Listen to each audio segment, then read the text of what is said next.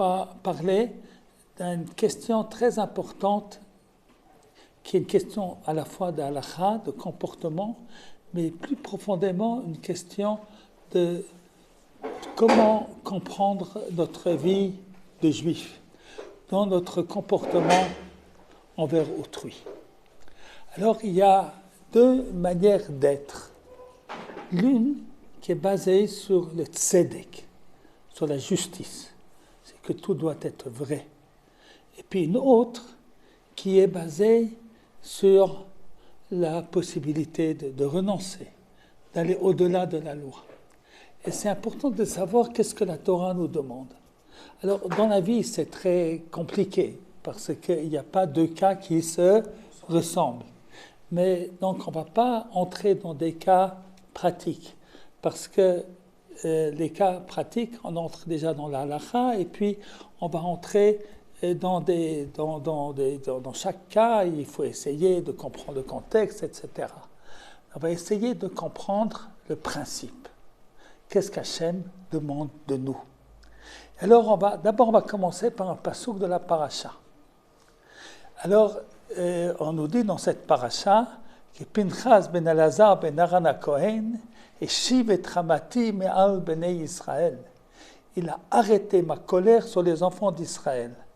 Bekano et kinati, lorsqu'il a été zélé de mon zèle, betocham. Donc, lorsqu'ils ont tué Zimri ben Salou et Kozbi Batsour, c'est la fin de la paracha de Balak. Velo chiliti et bnei Israël bekinati. Ama lachen emor inneni noten lo et briti shalom. Je donne mon alliance de paix. Alors, vous avez un passouk de la Torah. Par exemple, vous avez Elivan Beu, Ova Alachta Midrachav, où nos sages ont appris de ces versets-là que l'on doit copier les comportements d'Akadosh Baruch Hu. Et la Gemara dit, c'est quoi copier les comportements d'Hachem? Mahu Rachum, comme lui il est miséricordieux, Ata Rachum, toi tu dois être miséricordieux. Mahu Chanoun, il a pitié, toi aussi tu auras pitié. Maintenant, Dieu, il y a encore d'autres attributs. On dit El-Kana Venokem, c'est un Dieu jaloux et vengeur. On ne dit pas Mahu El-Kana Venokem, comme il est jaloux, tu dois être. C'est pas marqué. Chinour pose la question. Alors, ici, on voit que Pinchas, il a copié Hachem aussi dans la Canaout. Il a été zélé, il a été jaloux. Je ne peux pas accepter ce comportement de Zimri ben Salou et de Kozbi Batsour, et il les a tués. Non?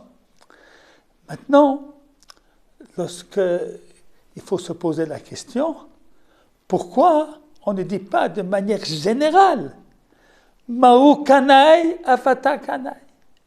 Quand lui est jaloux, il ne veut pas qu'on aille quelque chose d'autre, toi aussi sois comme ça. Pourquoi? Alors la réponse se trouve dans ce passouk. Pourquoi la Canaout de Pinchas, elle était bonne? Alors on va relire le verset, et puis vous allez me dire, vous-même, on entend bien le verset, pourquoi cette Canaout de Pinchas, elle était cachère. Alors on reprend. Pinchas ben Elazar ben Aaron HaKohen eshiv et Hamati. Qu'est-ce que ça veut dire eshiv et Hamati? Il a arrêté ma colère. Mais al bnei Israël bekano et kinati betocham velo chiliti et bnei Israël bekinati. Et je n'ai pas détruit les enfants d'Israël dans ma colère. La reine, c'est pourquoi, est mort, dit Ineni lotem lo et briti shalom. Je lui donne mon alliance de paix. Voilà. David, viens. On va chercher une chaise. Oui. Alors, dites-moi, pourquoi la kina, d'après le verset, la kina de Pinchas était cachère? Je suis écrit. Hein? Puisqu'il est écrit dans le passouk que si Akadosh Baruch Hu dit c'est bien que tu fais ça parce que tu as arrêté la Magéfa. Ah là, parce que tu as arrêté la Magéfa. C'est-à-dire le but de Pinchas n'a pas été de tuer Zimri ben Salou et Cosbi ben Sour. Son but a été d'arrêter la Maguefa. Combien de personnes sont mortes dans cette Maguefa déjà? 24 000, hein, je crois. C'est comme ça que c'est marqué à la fin de Balak. 24 000 personnes. Alors il a fait ce qu'il a fait, et qu'est-ce qu'il a fait? Il a arrêté la colère d'Hachem. Ça veut dire, il y a de la place ici pour toi là. Ils sont trois là, deux. Hein?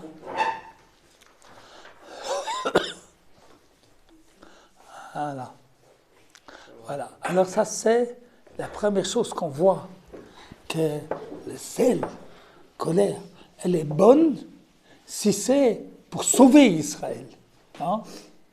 En quelque part, ce din, cette rigueur, elle a eu quoi comme but? Un but. Quoi? Un but miséricordieux. Un but miséricordieux. Alors, je crois que c'est très important et ça va nous aider de comprendre la suite. Là, on va apporter un verset qui se trouve dans Parshat Vaïtranan. Vasita hayashar va'atov be'inei Hashem. Tu feras ce qui est droit et bien aux yeux de Hashem.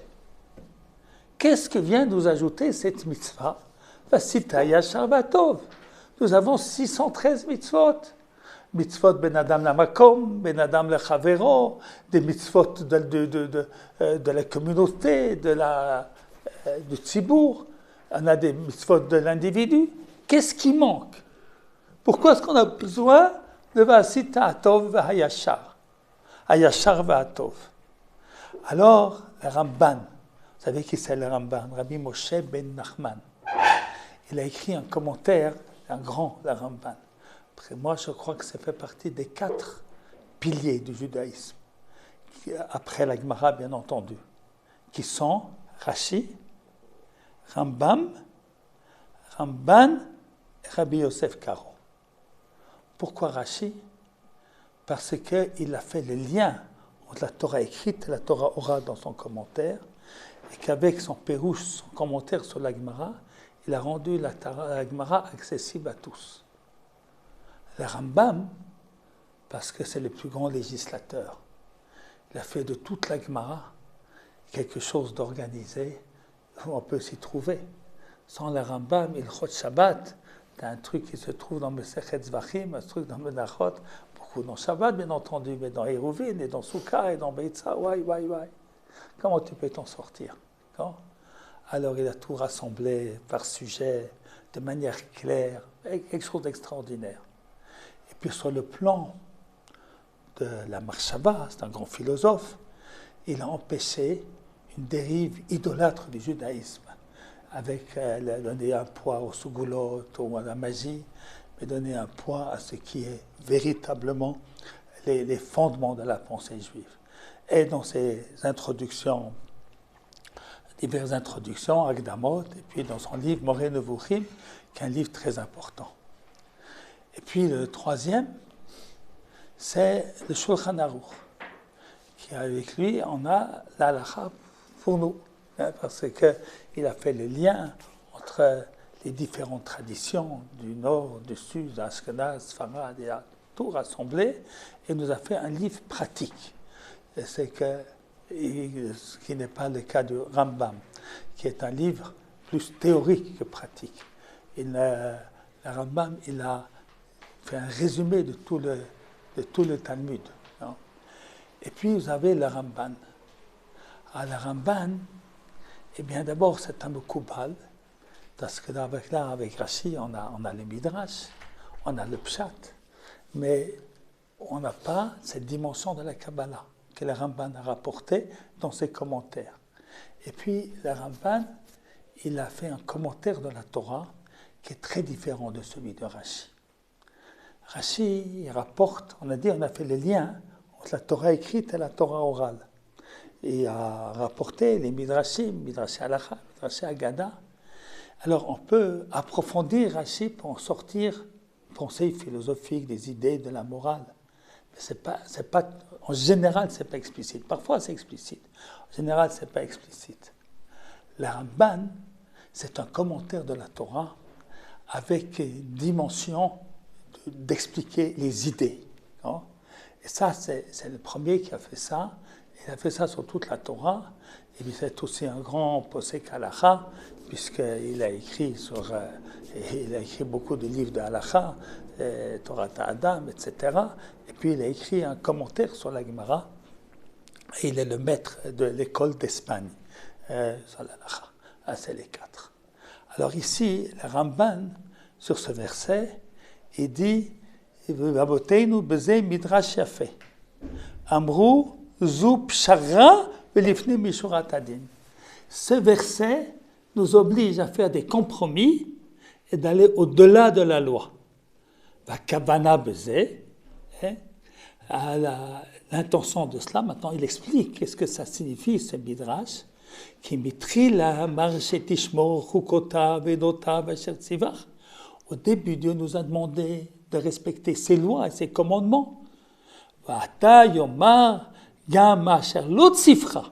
Même ce qu'il t'a pas ordonné. Tein da'atra la sotata vayashar be'enav. Fais ce qui est droit et juste à ses yeux. Et alors, il va nous expliquer ici, veze inyan gadol. Il y a ici un grand principe.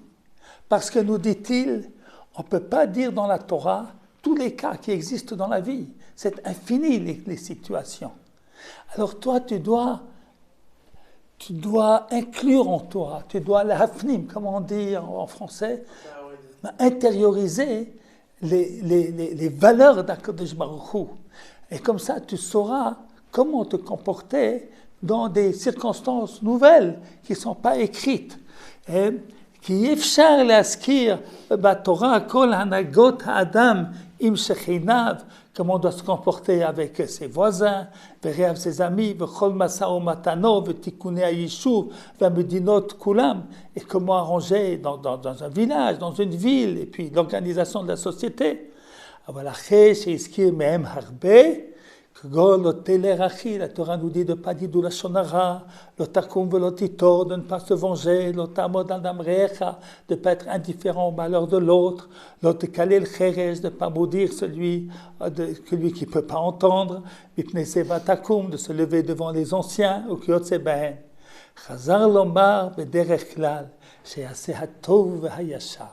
faire ce qui est bien et droit. On ne peut pas tout écrire, c'est impossible de tout écrire. Mais il faut que tu comprennes ce qu'Akadosh Baruch Hu demande de toi.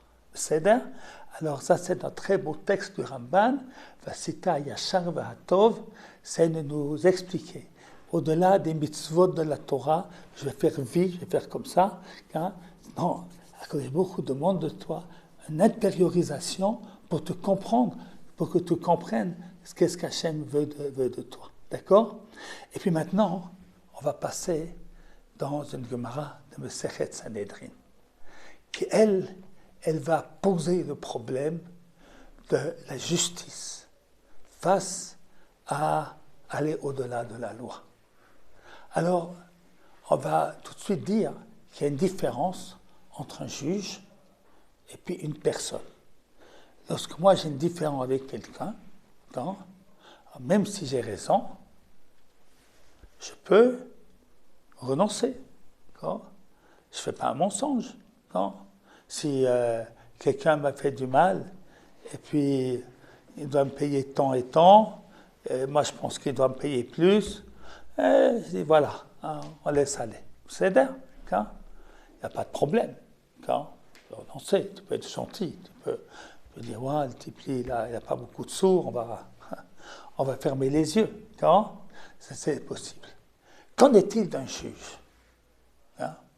A priori, qu'est-ce que vous pensez? Voilà. Comment tu t'appelles? Gabriel. Gabriel nous dit non, le juge doit faire justice. A priori, tu as raison. Il est marqué dans la Torah, le tehedar penedal. Tout comme on n'a pas le droit d'avantager les riches et les puissants, tu n'as pas le droit d'avoir un visage agréable à celui qui est pauvre, c'est-à-dire l'avantager dans la justice. Tu vas te dire, lui il est pauvre, il n'a pas de moyens, elle a une histoire avec un riche, eh bien, qu'est-ce que je vais dire? Je vais dire qu'il a raison. Il ne faut pas qu'il ait à payer. Non, tu n'as pas le droit. C'est un interdit de la Torah. Et pourtant, on va voir dans la Gemara qu'il y a deux opinions, deux manières de voir cette question-là. Alors, on va commencer depuis le milieu de la première ligne. Rabbi Eliezer beno shel Rabbi Yossi Aglili Omer, Asur liftzor. Il est interdit de faire des compromis. On parle d'un juge, bien sûr, qui ne dit pas que moi je ne peux pas faire un compromis avec mon frère. Hein? C'est sûr qu'il faut faire des compromis. Mais le juge n'a pas le droit de faire des compromis. Tout celui qui fait un compromis est un pécheur. Et tout celui qui félicite, il est bien ce juge, il essaie d'arranger les gens. Hein? C'est une offense à la volonté d'Hachem.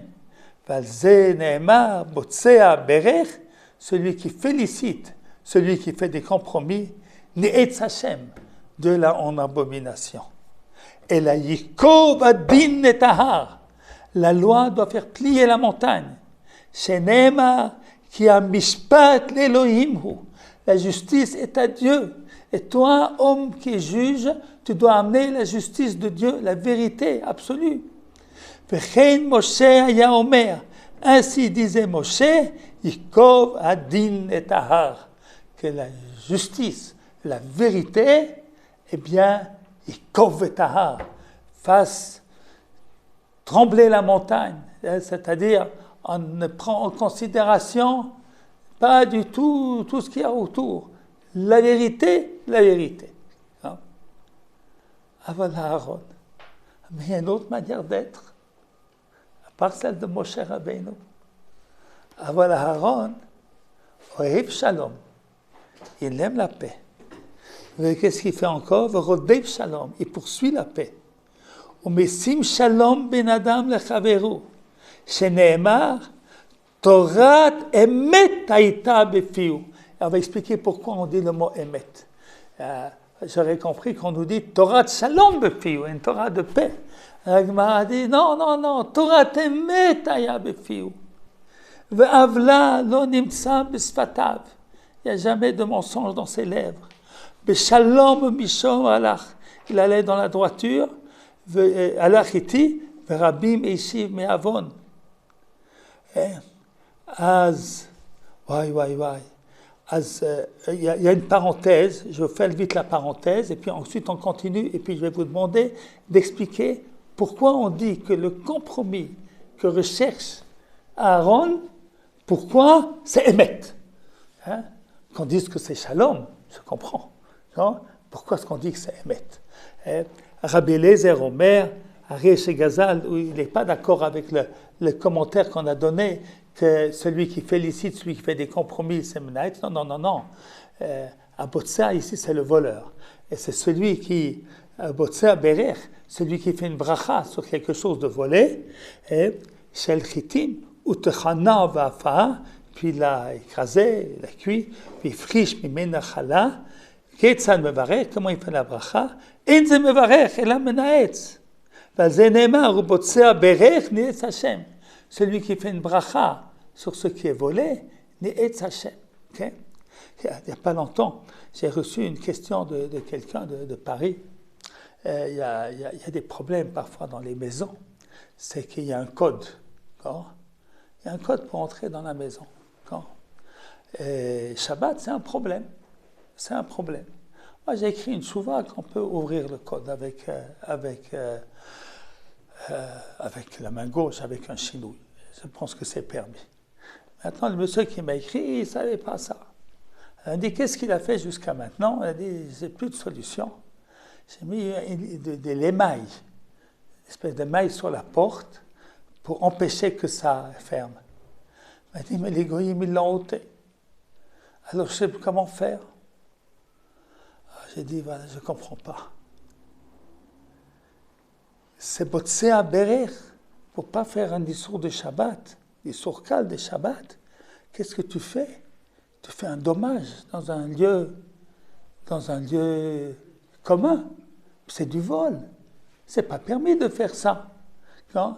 Les gens, ils mettent un code. Pourquoi? Parce qu'ils veulent pas que des voleurs ils entrent, que n'importe qui entre, qu'ils vont salir la maison, qu'ils vont faire n'importe quoi. Hein? Il y a une raison pourquoi les gens font ça. On n'a pas le droit. C'est un discours de la Torah. Hein? Alors, reste à la maison si tu ne peux pas sortir. Mais on ne va pas permettre de faire un dommage à autrui. Hein? Alors finalement, j'ai dit, voilà, ouvrir avec le code, c'est Issour de Rabbanan Kal, à mon avis. Il y a une marloquette entre les poskim. Alors avec un chinouille, faute Shabbat, alors à mon avis c'est permis. Mais de toute façon, même si ce n'est pas permis, c'est un tout petit Issour. Un tout petit Issour. Et qu'est-ce qu'on va faire? Un Chilul Hashem. J'ai dit, voilà, les Juifs arrivent dans ma maison et ils cassent la porte. Hein? C'est pas bien. C'est pas bien. J'étais un jour, un Shabbat, dans une des banlieues de Paris, je ne sais plus laquelle, où il y a beaucoup de Juifs qui arrivent là-bas. Ils étaient à Sarcelles et les Juifs déménagent parce qu'il y a beaucoup d'Arabes, des Noirs à Sarcelles. Moi, je ne suis pas raciste, hein, mais qui font des gravuges. Hein, dans les gens, ils quittent pour les 17e, pour... je ne me rappelle plus comment ça s'appelle. Il y a encore d'autres comme ça qui sont des endroits où les gens ils déménagent. Puis j'étais le Shabbat là-bas, et puis il y a le rabbin qui a raconté qu'il a parlé avec le maire de la ville, et que la ville est antisémite, il y a des gens qui se sont plaints à cause des Juifs qui cassent les portes. Quoi? C'est pas parce qu'il y a un qui a fait cela qu'il faut juger tous les Juifs. Je ne pense pas qu'il y avait un, la vérité. Et c'est des conseils qui sont donnés de faire ça. Il ne faut pas, c'est assourd, c'est botsé à berer, nietz Hashem. On ne fait pas ça. On ne fait pas, pour que je fasse mon Shabbat comme il faut, je n'ai pas le droit de faire un dommage à autrui. Non? Alors donc ça c'était la parenthèse. Az Rabbi Yeshua ben Korcha Omer, mitzvah liptzoah. Et Rabbi Yeshua ben Korcha, il dit c'est une mitzvah de faire des compromis, différemment de ce qu'a dit Rabbi Eliezer, beno shel Rabbi Yossi Aglili. Shenema emet u mishpat shalom shiftu b'sharechem. Faites vérité, justice et shalom. Valo b'makom sheyesh mishpat, où il y a la rigueur de la loi, en shalom. Ou b'makom sheyesh shalom, là où on passe dessus, en mishpat, c'est pas bien non plus. Et le eze ou mishpat sheyesh bo ha-shalom, ave omer ze bitsua. C'est quoi le bitsua? C'est le compromis. On prend les deux personnes, puis on essaye d'arriver à une entente. Non? Alors, même celui qui a raison, il ne va pas avoir tout ce qu'il voulait. Mais on va pouvoir l'avoir sans procédure qui va durer longtemps, et puis on va aller au tribunal, le tribunal va trancher, et ensuite on va aller à un tribunal au-dessus, et puis ensuite un tribunal au-dessus, et ça va durer 10 ans. Alors, maintenant, je vais vous expliquer. Enfin, d'abord, je vais vous demander, pourquoi dans le compromis il y a vérité? Dit dans le compromis qu'il y a shalom. Lui, il dit non, non, non, le compromis c'est la vérité. Pourquoi? Le compromis c'est la vérité. D'après cette opinion-là, ce n'est pas l'opinion de Rabbi Eliezer, Benoch le Rabbi Yossi Aglili. Pourquoi dans le compromis il y a la vérité? On va donner un exemple de deux personnes qui se disputent. Deux personnes qui se disputent. Il y en a un, il a fait un dommage. Il a fait un dommage chez l'autre. Ses enfants sont entrés chez le voisin, ils ont cassé plein de trucs, ils ont machin. Alors, le pauvre, il est seul avec ses enfants. Sa femme est décédée depuis des années. Il n'arrive pas toujours à les contrôler comme il se doit. Ils ont fait des dommages, ils ont vraiment fait des dommages. Le voisin vient, tac, tac, tac, tac, tous ces dommages qui ont été faits. Ils vont chez le juge. Alors il y a deux possibilités. C'est vrai qu'il doit payer. C'est vrai. Ça fera un dommage, je ne vais pas laisser faire. D'accord ? 150 €, premier truc. Là, ils ont cassé les fleurs, 100 €. Le jardinier doit revenir, encore 100 €. Bref, 2753 € tout le dommage. On peut faire comme ça. Et puis, c'est la vérité, c'est la justice. Est-ce que c'est la vérité? Est-ce qu'il ne veut pas dire attention? Ton voisin, il a une difficulté. Si tu étais dans sa situation, tu arriverais à les contrôler. Quand? Alors c'est vrai, on ne peut pas laisser faire. Quand? Mais les jardins, les jardiniers, de toute façon il va venir. On ne peut pas ôter un petit peu ça. Et puis, au lieu de 2753 €, on va faire 1100 €. On va faire un compromis. Tu es d'accord? Il faut prendre en considération. Alors, est-ce que c'est la vérité? Quelque part, c'est la vérité de la vérité. Pourquoi? Parce que ça a pris en considération le contexte. Lorsque tu fais justice, tu ne prends pas en considération le contexte. Non? Lorsque tu fais le compromis, tu prends en considération le contexte. Non? Maintenant, je suis avec toi, comment tu t'appelles déjà? Gabriel, qui a dit tout à l'heure, le juge, il ne peut pas dire comme ça. Le juge ne peut pas dire on va faire payer que 1153 € au lieu de 1700, puisqu'il a fait un dommage de 2700. Si c'est dans le cadre de justice qu'il fait. Mais s'il a fait ce travail, qui prend du temps, de parler avec les uns, parler avec les autres, de dire attention, à partir de maintenant, tu fais bien attention à tes enfants, tu fais, voilà. Alors, moi j'ai une fois, c'était au début que j'étais au Yishuv, il y avait un chien dangereux, qui m'a mordu. Alors j'ai porté plainte. Alors porté plainte, moi j'aimais le monsieur, il était très gentil, pas ça. Mais il voulait que ça s'arrête, cette chose-là. Alors j'étais au tribunal, et puis une année, il voulait me donner comment on appelle ça, de l'argent pour compensation. J'ai dit non, je ne veux pas. Je n'ai pas fait ça pour avoir de l'argent. J'ai fait ça pour qu'il arrête de faire, pour qu'à partir de maintenant, son chien reste attaché. D'accord? Pas besoin d'argent. Pas besoin. Qu'est-ce que c'est ça? Aller prendre de quelqu'un de l'argent pour quoi faire? Ben, ça m'a coûté de l'argent. Aller faire un vaccin anti-tétanos, c'est rien du tout. J'ai pas eu de frais. Alors, je n'ai pas fait ça dans un but de voir de l'argent. Alors ça, donc il faut... Ça, c'est, voilà. Et ça, finalement, on est dans le monde de la vérité et du shalom. Alors c'est ce que la Gemara explique, c'est merveilleux cette Gemara, qui dit qu'il peut y avoir à la fois et shalom et vérité. Et ça, c'est le compromis. Alors, il y a des grandes discussions à l'Afrique et aussi dans le monde de la justice. À quel point les juges ont le droit de prendre en considération cela. On a dit que même les juges peuvent prendre en considération cela. Et puis très souvent, on prend en considération cela. Puis d'autres qui disent qu'on ne peut pas. Parce que finalement, c'est plus de la justice. Ça, tu te rappelles, ça dépend sur qui tu vas, c'est sur qui tu vas tomber. Sur qui tu vas tomber. Alors, donc c'est important qu'il y ait des choses claires. D'accord?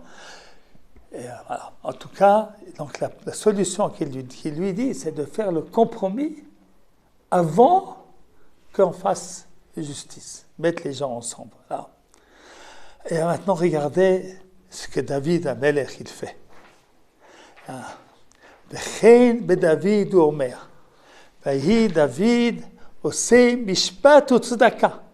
Il faisait justice et tzedaka. והלא, כל מקום שיש משפט, אין צדקה. C'est justice, il n'y a pas tzedaka. וצדקה, אין משפט. C'est justice, il y a tzedaka, il n'y a pas משפט. אלו איזה משפט שיש בו צדקה, אבי אומר, זה ביצוע. C'est le ביצוע. Maintenant, je vais sauter quelques lignes. Non, on va tout de suite après. Dan et adin, zika et azakai vechiev et achayav. Alors il a fait justice comme il faut. V'ra'a shenitrayev ani mamon. V'shimle lo mitor beito, ze mishpot uzdaka. Mishpat leze, uzdaka leze. Vous avez compris? Un nouveau système de mishpat uzdaka. Comment est-ce qu'on fait? On fait. Quelle est la proposition ici? Il donne l'argent et il redonne l'argent. Voilà. Il fait justice. Non? Mais le juge, il va prendre de l'argent de sa poche et le donner aux pauvres pour qu'ils puissent payer. Voilà. Parce qu'il n'aura pas de quoi manger. Et regardez cette Gemara extraordinaire à la page numéro 2. Alors, je ne peux pas tout faire, tous les textes que je vous ai apportés, ils sont magnifiques, mais on ne peut pas tout faire. Alors on va faire celle-là. Rabba bar Hanan, Tavrule Andrush Kulai Chavite de Chamra. Alors vous allez voir ici un Rav qui va forcer quelqu'un à faire l'ifne Mishurat Adin. Pas dans le cadre, comme on a dit avant, d'un compromis qui se fait avant la justice. On est allé chez le Rav, fais-moi justice, et puis il fait l'ifne Mishurat Adin. Et vous allez regarder l'histoire. Rabba Bachana, Tavrule Andesh Kulei Chavite de Chamra. Shkulei, c'est des porteurs. Qu'est-ce qu'ils ont fait, les porteurs? Ils devaient porter des fûts, et puis ils l'ont cassé, ils ont mal porté. Non? Alors le type, là, le propriétaire, non seulement qu'on n'a pas amené le fût là où il voulait, non? Il n'a plus de fût. Non? Chacun les glimaillons. Alors Rabba Bachanan, qu'est-ce qu'il a fait? Il avait leur... vous savez, avant de travailler, on se met en habit de travail. Puis ils avaient des vêtements normaux. Alors il a dit au porteur, les vêtements, je les garde chez moi, je laisse que vous me payez. Vous me remboursez le fût, eh ben, je vous rends les vêtements. Alors, à tout, ils sont venus à Amrou le Rav. Ils sont allés chez Rav. Il a dit, il nous a pris le manteau. Alors il a appelé le machin, il a dit pourquoi? Mais ils ont cassé le fût. Amarlé, il lui a dit, Havlehu glimayou. Donne-leur leur manteau. Amarlé dine achi. Ça c'est justice. Amarlé in. Oui, c'est justice. Le man telech bederech tovim. Dans la Torah, c'est marqué qu'il faut aller dans le chemin du bien. Alors il leur a donné leur manteau. Havlehu glimayou. Amroulé. Ils ont vu, il est un rave sympa ce type-là. Hein? C'est rave. Ani anan, on est pauvres. On a travaillé toute la journée. On a faim. On attend notre salaire pour pouvoir manger. On n'a rien. Il a dit paye leur salaire. Amarlé, dîner, mais tu exagères. Non seulement que je ne me fais pas rembourser le fût, je dois encore leur payer le travail qu'ils ont mal fait. Amarlé, in, ochot sadikim tishmor. Tu vas garder le chemin des justes. Alors, quelque chose d'extra. Donc, ce qu'il nous dit ici, la Gemara, c'est qu'il a dû payer le salaire. Comment est-ce qu'on peut justifier sur le plan de la justice une action comme ça? Il n'a pas dit, moi je leur paye. Non, il ne veut pas leur payer. Il a dit, toi tu leur payes. Hein?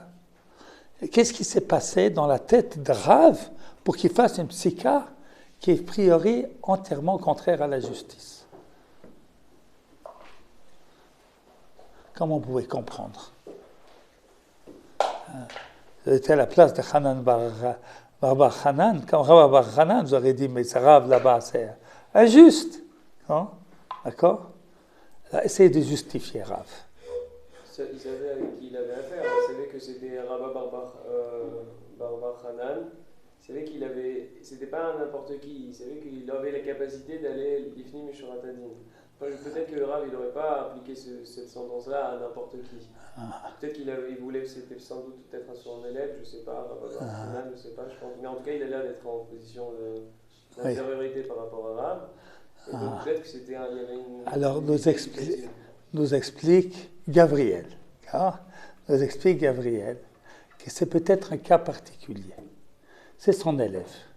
Là, il veut éduquer son élève à se conduire comme il faut se conduire lorsque tu as affaire avec des gens qui finalement, ils ont travaillé, ils ont faim, il faut leur payer. Et toi, tu es en capacité de le faire. Tu es en capacité de le faire. Alors, encore l'explication de Gabriel, c'est que c'est un cas exceptionnel. Ça ne peut pas prendre de là une règle. Une règle. Maintenant, est-ce que quelqu'un a encore une autre idée pour expliquer ce que Rav a fait? Le Rav, il a fait ça parce qu'il savait que... en fait, il savait que s'ils cassent le tonneau dans leur avoda, bah, c'est pas leur faute. Voilà. Ils doivent pas, s'ils sont pas censés payer. Et comme de toute façon ils travaillent, donc ils sont censés être payés. Oui. Alors, donc, Raphaël, il y a encore un ange. Raphaël nous explique qu'il y a de la justice là-dedans aussi. Pas seulement du chesed. Les gens ont travaillé pour lui. Tout travail mérite salaire. C'est arrivé quelque chose, ils n'ont pas cassé exprès. Non? Alors, dans ce cas-là, il faut prendre en considération qu'on ne peut pas avoir demandé à quelqu'un de travailler sans le payer. Sans le payer, même s'il est arrivé quelque chose. Alors, nous enseigne ici un principe. Un principe. Alors, peut-être que si Rav Hanan était lui-même pauvre, il était peut-être fait autrement, mais en principe, il vient nous dire ici un enseignement que dans le judaïsme, même dans la loi, il y a du chesed. Alors là, je vais vous passer maintenant un texte de mon père, Zecher Tzadik Livracha. Et maintenant, c'est déjà tard, on va faire ça rapidement. Alors, j'ai pris un morceau c'est du livre Mirtavim ou Ma'amarim. Alors, il nous dit, chez les chrétiens, il n'y a pas de lien entre la justice et puis le chesed. D'accord? Si tu as un problème avec ton voisin, tu vas aller chez le juge, tu ne vas pas aller chez le curé. Alors, c'est connu, la manière de faire du monde chrétien. Il y a deux échelons. L'échelon inférieur, c'est celui de la justice. Et l'échelon supérieur est l'échelon de la charité, qui est contraire à la justice. La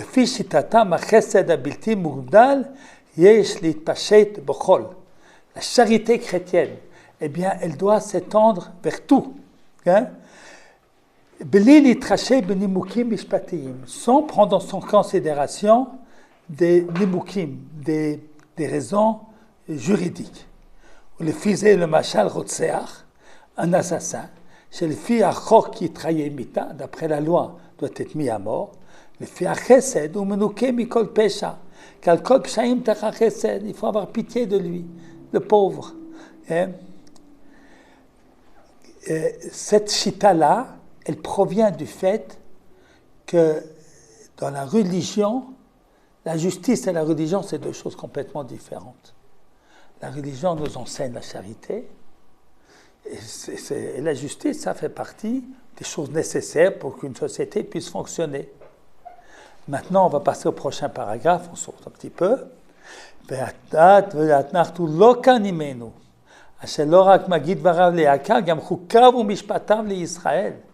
Dieu a donné des lois de justice à Israël.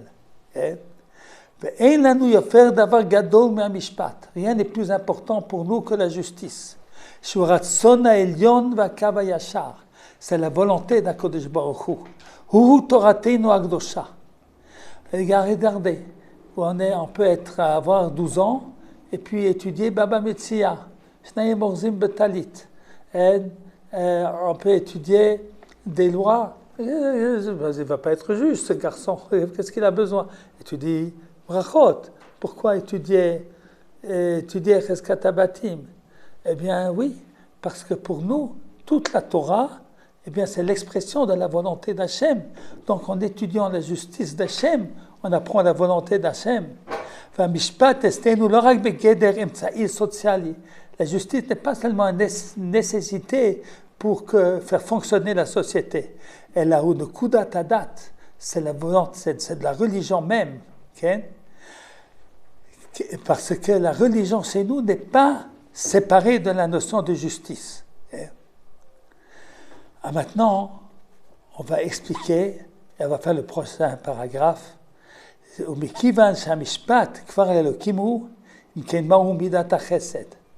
c'est quoi le chesed? Puisque la justice c'est divin, ça fait partie de la religion. Alors regardez, il y a une Gemara qui nous dit, on va porter un premier verset de la Torah. La Torah dit Bereshit bara Elokim et Hashem et haaretz. Après c'est marqué Beyom bro Hashem Elokim. Alors qu'est-ce que dit Rashi? Ratsa livro oto b'mishpat adin. Dieu a voulu construire le monde avec les règles de rigueur. Ra'a shelo mitkayem. Il a vu que le monde ne peut pas tenir. Alors ma'uasa shitefdo midat harachamim. Il y a ajouté la midat harachamim. Et puis il a même mis avant. Beyom bro Hashem Elokim. Alors, dit en Père Zatzal, il ne faut pas comprendre que la justice et le chesed sont deux choses différentes. Dans la justice d'Israël, il y a du chesed. Il y a des lois de chesed à l'intérieur même de la justice. Et on va prendre des exemples. Okay? Par exemple, le din d'Eved Ivri, l'esclave hébreu. Tu dois le nourrir, tu dois le libérer.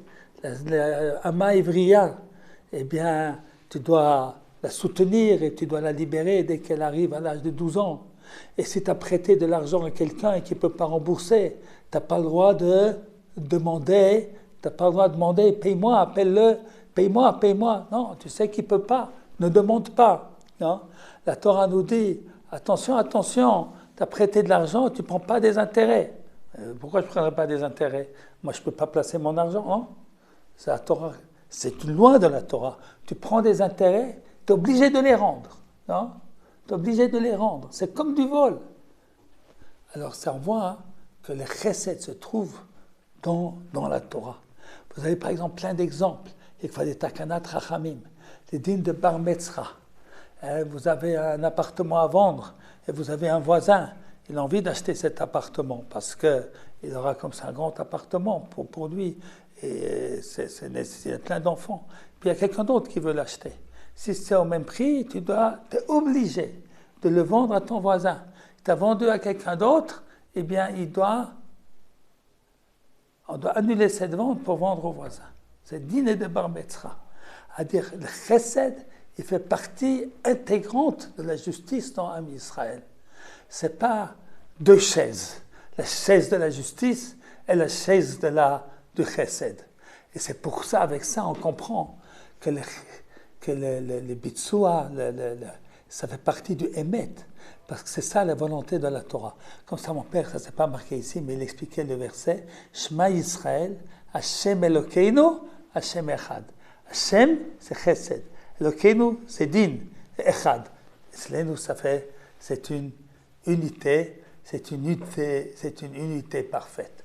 Alors si on comprend cela, on comprend que celui qui fait le compromis, pas n'importe quoi, pas n'importe quand, pas n'importe comment, toujours dans des limites du raisonnable, eh bien il fait la volonté de la Torah, car la volonté de la Torah, c'est que le chesed fasse partie de notre vie.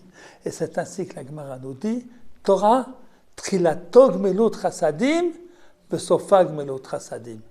Le début de la Torah, c'est que Milut Chassadim, les enfants, les hommes, ils ont fait une faute.